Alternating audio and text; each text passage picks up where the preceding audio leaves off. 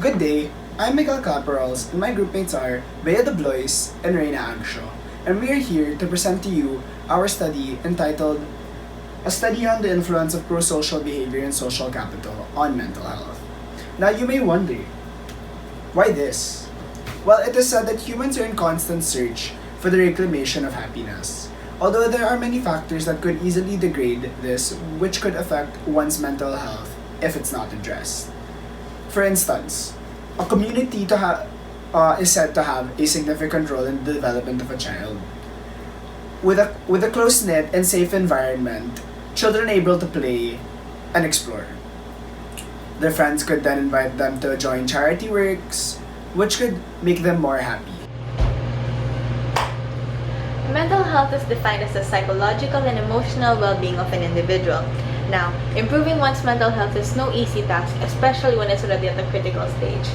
However, Hartnett 2015 notes that one may already try to improve their mental state as a child, especially through the community, which plays a vital role. Through a community, one is able to feel belonged, valued, loved, and important because of the people surrounding them. They are able to feel like they have a place in the world. Now, according to Bassett and Spencer 2015, their study proposed that high levels of social capital actually improve mental well-being in both the individual and community spectrum. So what is social capital? Social capital is defined as the benefiting from social networks or diverse group of people in order to build a more important relationship for a collaboration of the better future. With this said, in order to increase the condition of one's social capital, active organizations within communities tend to make community building programs for acts of kindness such as charity, cleaning up oceans, or donations. What do these community building activities actually do? Through these, individuals are able to feel more welcome, more part of a community, more part of a group where they belong. Through these, people are actually able to increase their mental health. These acts of kindness are defined as pro-social behaviors. Specifically, it is defined as the individual's action to deliberately benefit others through helping and cooperating without professional obligations. It's being unswayed, it's their personal choice to help others. So according to Christoph Genesworth and Reindeers 2014, pro-social behavior can actually reduce the negative state of one's mental health conditions. Which begs us to ask the question, do social capital and pro-social behavior have a significant effect on mental health? Now, we the researchers hypothesized that those who engage in more pro-social behavior and have a wider social capital have more positive mental health.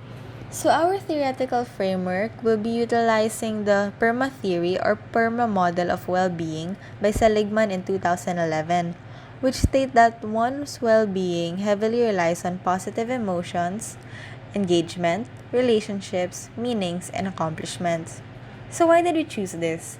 According to Maslow in 1968, he notes that the nature of motivating oneself may increase the self-efficacy, which may in turn allow the individual to have a stronger mindset or way of perception, which will then increase his or her mental state. In the community setting, positive emotions are present when he or she does social acts or when he or she feels accepted by the community. Second, engagement. Engaging in pro-social behavior and in the community is beneficial for one's self-improvement. Next, relationship involves the concepts of connectedness, which is also related to pro-social behavior, and social support, which is under social capital. In this study, the research design multiple regression was utilized to analyze the relationship between pro-social behavior and social capital with mental health among 1,900 college students in the Philippines. A cross-sectional predictive design was utilized to stratify the group of subjects at one point in time. Then the data was readily provided to the researcher. Linear regression. This is linear regression for pro-social behavior, social capital, and mental health. So, The study aimed to determine the relationship between students' pro-social behavior and social capital to mental health. It was hypothesized that both variables have a significant relationship to mental health. This correlation matrix, showing Pearson's R, was used to determine the relationships. So the results show that both social capital with P less than 0.001 and pro-social behavior with P equal to less than 0.001 have a significant relationship with mental health. This indicates that the qualities involved can contribute to how the students feel, think, and act, or their overall well-being. So linear regression was used to determine the significant differences between each variable.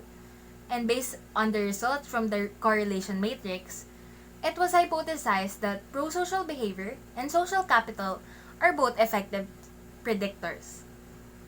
Results show that both variables affect mental health of the students.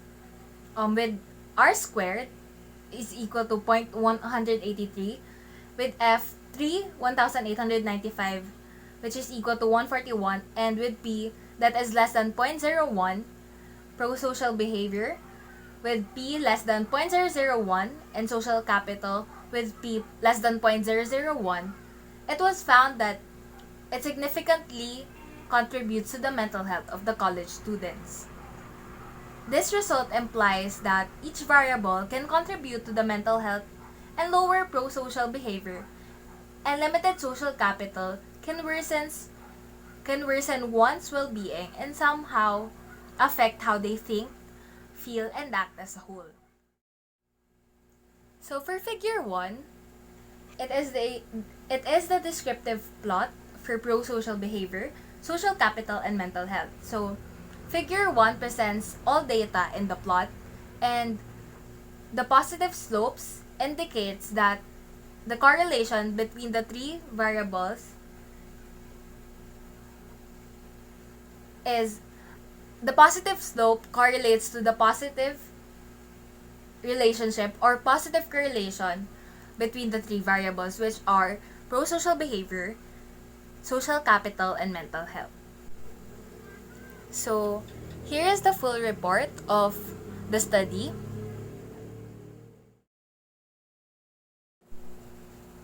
So for the limitations of the study, due to time constraint, the participants will be limited to college students.